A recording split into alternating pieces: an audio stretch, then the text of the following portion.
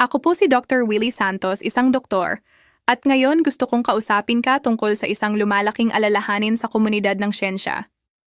Kung sasabihin ko sa iyo na ang isang simpleng gawain tulad ng pagpainit muli ng ulam mula kahapon ay maaaring nag-aambag sa isang kapaligirang may panganib para sa kanser sa lapay. Sa mga susunod na minuto, ihahayag ko sa iyo ang 5 pagkain na kapag pinainit ng mali, ay maaaring gumawa ng mga compound na nagpapahirap sa iyong lapay nang hindi mo namamalayan.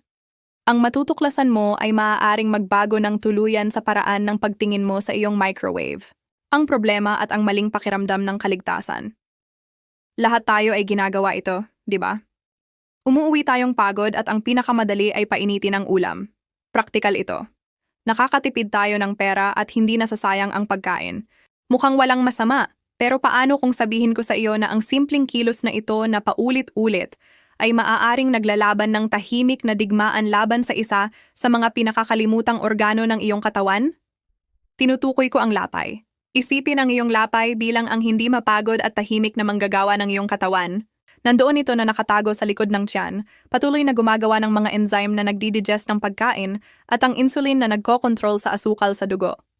Ang problema ay hindi nagrereklamo ang lapay. Hindi ito nagbababala. Walang malinaw na senyales na ito ay nasa ilalim ng stress. Hanggang sa madalas ay sobra na ang pinsala. Ito ang isa sa mga dahilan kung bakit napakahirap matukoy ang cancer sa lapay sa maagang panahon at isa ito sa may pinakamababang rate ng survival. Kaya naman, ang pag-iwas ay lubos na mahalaga at nagsisimula ito sa sarili mong kusina. Ang alalahanin ay hindi nanggagaling sa wala. Ito ay nanggagaling sa lalong pag-unawa sa kimika ng mga pagkain. Ngayon alam na natin na ang pagpainit, pagpapalamig at muling pagpainit ng ilang pagkain ay hindi isang neutral na proseso. Ito ay isang prosesong chemical na maaaring magbago ng mga walang masamang compound sa tunay na mga saboteur ng ating kalusugan. Nabubuo ang mga substance na nagpo-promote ng pamamaga, oxidative stress, at pinsala sa selula. Ang 3 haligi kung saan nabubuo ang maraming malalang sakit, kabilang ang cancer. Sa video na ito, hindi ko sinasadyang takutin ka. Ang layunin ko ay bigyan ka ng kaalaman, dahil ang kaalaman ay kapangyarihan. Ang kapangyarihan na protektahan ang iyong kalusugan sa maliliit na pagbabago. Susuriin natin ng isa-isa ang 5 pinakakaraniwang salarin na siguradong nasa iyong ref ngayon. At ang pinakamahalaga, bibigyan kita ng mga praktikal at ligtas na solusyon para hawakan ang mga ulam nang hindi nilalagay sa panganib ang iyong kalusugan. Kaya naman, mangyaring bigyang pansin. Ito ay hindi isang malayong teorya. Ito ay isang biochemical na realidad na nangyayari sa iyong kusina araw-araw. Handa ka na bang kunin ang kontrol? Magsimula na tayo. Una, mga pritong pagkain at muling pinainit na langis. Ang unang salarin sa ating listahan ay hindi isang pagkain mismo, kundi ang paraan kung saan ito niluluto at madalas na pinainit muli. Ang langis. Isipin ang mga French fries, ang breaded na manok o ang mga milanesa mula kahapon. Ano ang ginagawa mo kinabukasan? Malamang na ilalagay mo ito sa microwave o mas masahol pa, bibigyan mo pa ng isa pang pasada sa kawali para maging malutong? Doon nagsisimula ang problema. Kapag pinainit mo ang langis sa mataas na temperatura, tulad ng pagprito, nagsisimula na itong mag-degrade. Pero kapag muling pinainit ito ay doon nabubuksan ang tunay na nakakalason na kaskada. Ang muling pinainit na langis, lalo na ang mga gulay tulad ng sunflower o corn oil, ay sumasailalim sa malalim na oksihenasyon. Ang prosesong ito ay gumagawa ng isang sabaw ng mapanganib na compound, kabilang ang aldehydes at free radicals, na nauugnay sa mas mataas na panganib ng malalang sakit. Isipin mo ito ng ganito. Ang mga free radical ay parang maliliit na bala na walang kontrol sa iyong katawan, tumatalbog sa iyong mga selula, at sinisira ang lahat ng kanilang nahahawakan, kabilang ang iyong DNA. Ang ugnayan sa lapay. At paano ito nakaapekto sa iyong lapay? Sa 2 tahimik na paraan. Una, ang sistematikong pamamaga. Kapag kinain mo ang mga compound na ito, ang iyong katawan ay nag-a-activate ng depensa, ang pamamaga. Kung regular mong kinakain ang mga pritong pagkain na muling pinainit, ito ay parang may palaging tumutunog na alarma ng sunog. Ang iyong katawan ay pumapasok sa estado ng talamak na pamamaga at ang lapay ay lubhang sensitibo sa estadong ito. Ang isang lapay na talamak na namamaga ay isang lapay na nasa stress na kailangang magtrabaho ng higit pa sa isang hostile na kapaligiran. Pangalawa, ang direktang oxidative stress. Ang mga toxin mula sa muling pinainit na langis ay pumapasok sa iyong bloodstream at maaaring direktang atakihin ang mga selula ng lapay na nakaaapekto sa kanilang kakayahang gumana ng tama. Isipin mo ito na parang nagbubuhos ka ng buhangin sa makina ng sasakyan, unti-unti nasisira ang mga piyesa. Maaari mong mapansin ang mga banayad na senyales tulad ng pamamaga, pagkapagod pagkatapos kumain, o isang mapurol na sakit sa itaas na bahagi ng tiyan. Maaring ito ang tawag para sa tulong mula sa iyong lapay. Ang aking payo bilang doktor. Paano maiiwasan ang panganib na ito? Ang solusyon ay hindi ang matakot sa langis, kundi gamitin ito ng may bait. Huwag muling gamitin ang langis na ginamit sa pagprito. Ito ang gintong panuntunan. Ang langis para sa pagprito ay para sa isang beses na paggamit lamang. Alam kong mukhang sayang, pero ang iyong kalusugan ay mas mahalaga. Pumili ng mga alternatibong paraan ng pagluto. Subukang magprito ng mas kaunti. Ang pagbe-bake, pag-ihaw, pagluluto sa singaw, o stir-fry ay mas banayad na pamamaraan. Para sa muling pagpainit, mas mabuti ang oven o air fryer. Kung may natirang pritong pagkain, ang pinakamagandang paraan ay painitin ito sa conventional oven o air fryer nang walang dagdag na langis. Sa ganitong paraan, nababalik ang malutong na texture sa mas tuyong init. Kumain ng sariwa. Ang pinakamagandang pritong pagkain ay ang bagong luto. Sa tuwing pipili ka ng mga sariwang pagkain sa halip na mga natirang muling pinainit, binibigyan mo ng pahinga ang iyong lapay. Pangalawa, ang spinach at iba pang... Ang pangalawang pagkain ay maaaring ikagulat mo dahil ito ay kasing kahulugan ng kalusugan, ang spinach. Ang problema muli ay hindi ang spinach mismo, kundi ang nangyayari kapag ito ay muling pinainit. Ang spinach, kangkong o celery ay natural na naglalaman ng mga compound na tinatawag na nitrates na walang masama. Ang problema ay nagsisimula kapag niluto mo ang mga gulay na ito at pinabayaan itong lumamig ng dahan-dahan sa temperatura ng silid o iniimbak ng ilang araw. Ang ilang bakterya na natural na naroroon ay nagpapalit ng mga walang masamang nitrates sa nitrites na mas problema. Ang panganib ay lumalala sa pangalawang hakbang, ang muling pagpainit. Ang init ay maaaring maging sanhi na ang mga nitrites ay mag-react at bumuo ng mga substance na tinatawag na nitrosamines. At ito ay isang pangalang dapat mong tandaan. Ang mga nitrosamines ay inuri bilang probable carcinogens para sa tao at nauugnay sa mas mataas na panganib ng ilang uri ng kanser, lalo na sa tiyan at esophagus. Ang ugnayan sa lapay, bagaman ang pinakastudyadong ugnayan ay sa ibang kanser, ang banta sa lapay ay hindi dapat balewalain. Ang mga nitrosamines ay genotoxic, ibig sabihin, may kakayahang makapinsala sa ating DNA. Kapag kinain mo ito, ang iyong katawan ay kailangang lumaban upang ma-detoxify at ang lapay ay isang pangunahing aktor sa prosesong iyon. Ang paulit-ulit na paglantad nito sa ganitong karga ng mapaminsalang compound ay lumilikha ng talamak na stress at isang inflammatory environment. At tulad ng nakita na natin, ang talamak na pamamaga ay isang kilalang risk factor na maaaring mag-promote ng pinsala sa selula sa mahabang panahon. Minsan ay maaaring walang mangyari, pero ang paulit-ulit na paglantad linggo-linggo ay parang patak na walang tigil sa isang bato. Sa paglipas ng panahon, nasisira ang bato. Ang aking payo bilang doktor, igalang ang kimika ng mga gulay. Huwag tumigil sa pagkain ng spinach. Kailangan mo lang baguhin kung paano mo hahawakan ang mga ulam. Magluto lamang ng sapat na dami, ang pinakamasimpleng estratehiya. Subukang magluto ng dami ng dahon na gulay na kakainin mo sa isang pagkain lamang. Dahon na gulay. Palamigin ng mabilis ang mga ulam. Kung may natira, huwag iwan ang kaldero sa kalan. Ilipat ang pagkain sa isang mababaw na lalagyan upang mabilis itong lumamig at ilagay sa ref sa loob ng 1 oras. Kainin ang mga ulam ng malamig. Ito ang pinakamagandang solusyon. Ang lutong spinach ay masarap kainin ng malamig. Maaari mo itong idagdag sa salad o ihalo sa green smoothie. Sa ganitong paraan, nakukuha mo ang mga nutrient nito nang walang panganib ng muling pagpainit. Huwag muling painitin ng higit sa 1 beses. Kung magpapasya kang muling painitin, gawin ito ng 1 beses lamang. Pero ang aking pangunahing rekomendasyon ay iwasan ng lubusan ang muling pagpainit ng mga gulay na ito. 3. Ang kanin. Narating na natin ang pangatlong pagkain na karaniwan sa mga kusina sa buong mundo.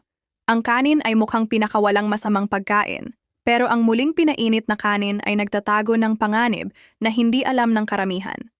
Ang problema ay hindi ang kanin, kundi isang bakterya na tinatawag na Bacillus cereus. Ang mga spore nito, na parang maliliit na kapsula ng kaligtasan, ay madalas na matatagpuan sa hilaw na kanin at lubhang matibay sa init ng pagluluto. Ang tunay na panganib ay nagsisimula pagkatapos lutuin ito.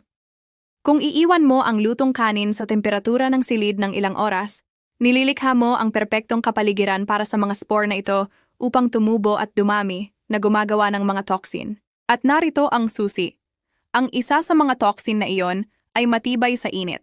Kapag muling pinainit mo ang kanin, maaari mong patayin ang mga bakterya, pero ang toxin na kanilang ginawa ay nananatiling buo at iyon ang nagdudulot ng pagkalason.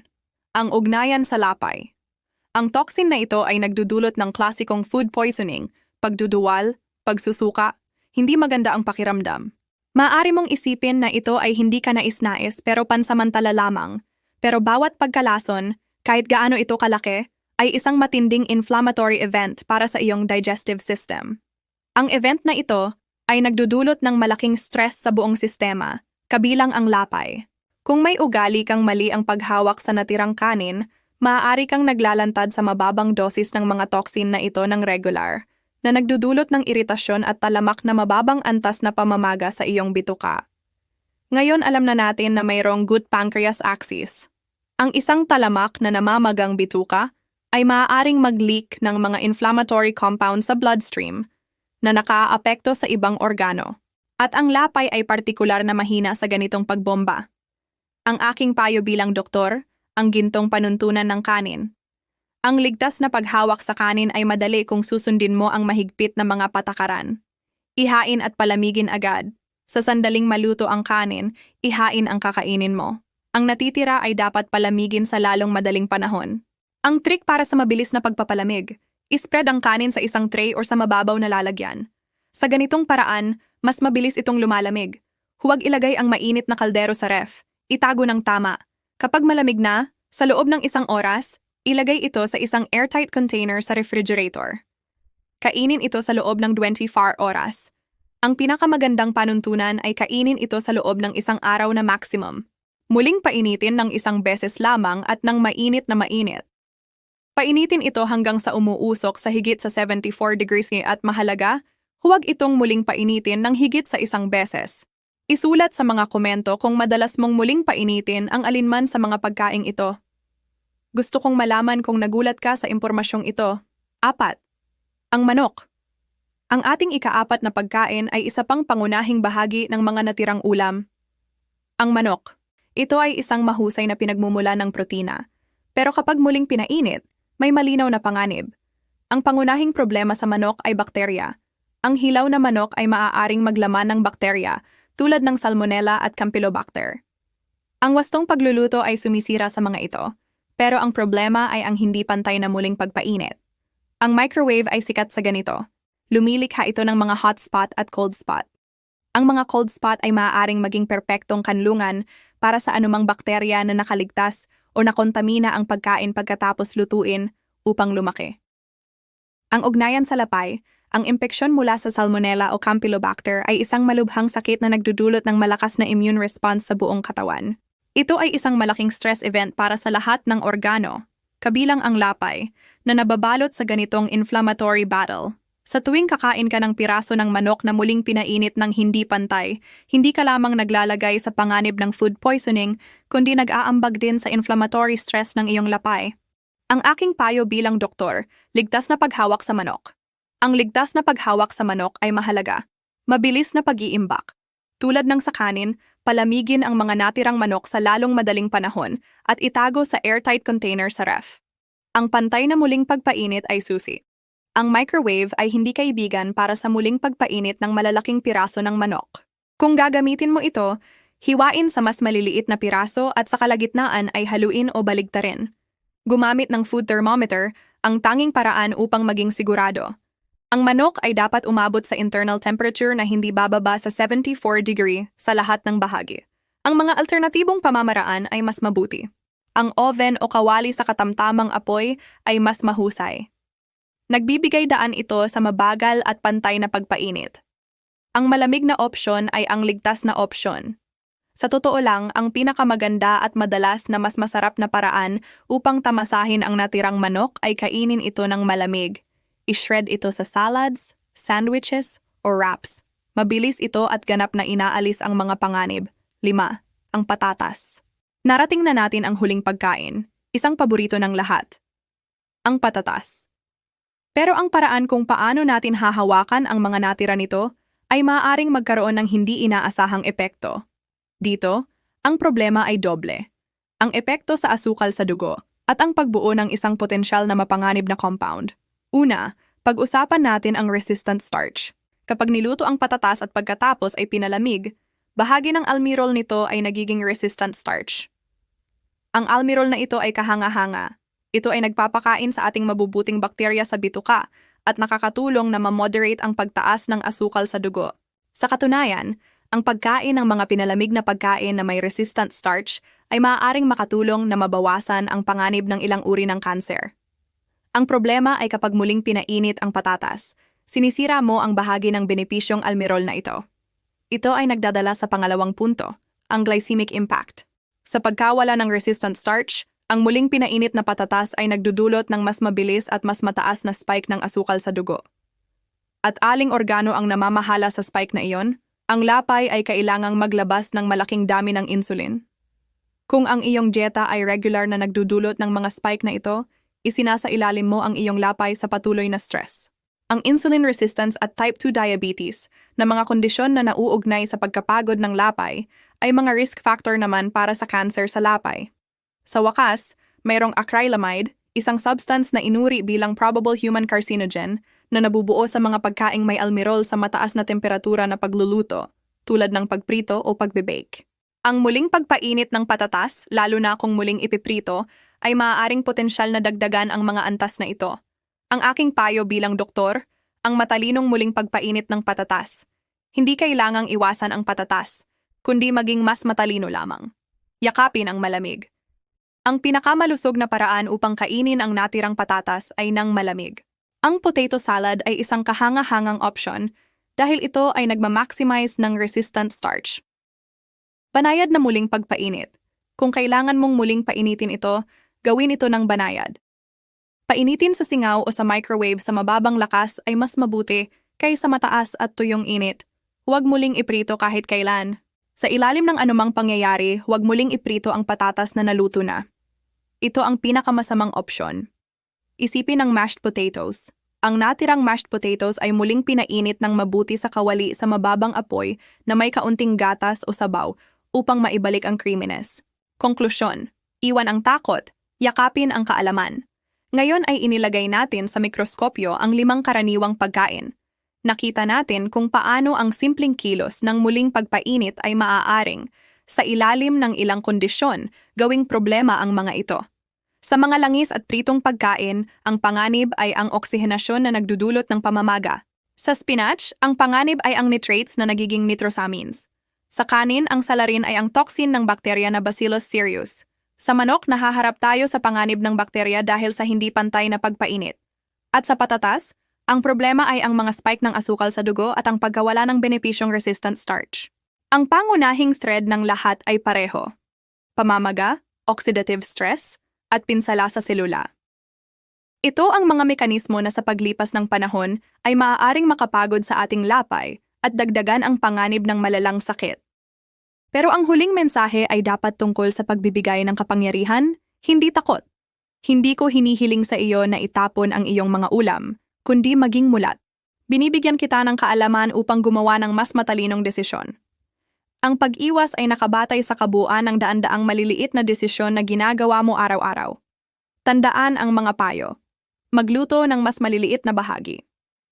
Palamigin ang mga ulam ng mabilis, mas gusto mong kainin ito ng malamig. At kung muling painitin, gawin ito ng ligtas. Ang maliliit na ugaling ito ay nagdudulot ng malaking pagkakaiba sa mahabang panahon at huwag kalimutan ang malaking larawan. Protektahan ang iyong lapay sa pamamagitan ng pagpapanatili ng malusog na timbang, hindi paninigarilyo, paglilimita sa alak at asukal, at pag-aampon ng dieta na mayaman sa prutas at gulay. Nasa iyong mga kamay ang iyong kalusugan. Kung naging kapaki-pakinabang sa iyo ang impormasyong ito, hinihiling ko ang dalawang bagay. Una, ibahagi ang video na ito, ipadala ito sa iyong mga kamag-anak at kaibigan. Ang isang simpleng kilos ay maaaring makatulong sa isang mahal sa buhay na maprotektahan ang sarili mula sa mga panganib na hindi niya alam. Pangalawa, para sa higit pang praktikal at siyensya-based na medical advice, inaanyayahan kita na mag-subscribe sa channel na ito at i-activate ang notifications. Salamat sa paglalaan ng iyong oras upang alagaan ang iyong kalusugan. Tandaan, bawat maliliit na pagpili ay mahalaga.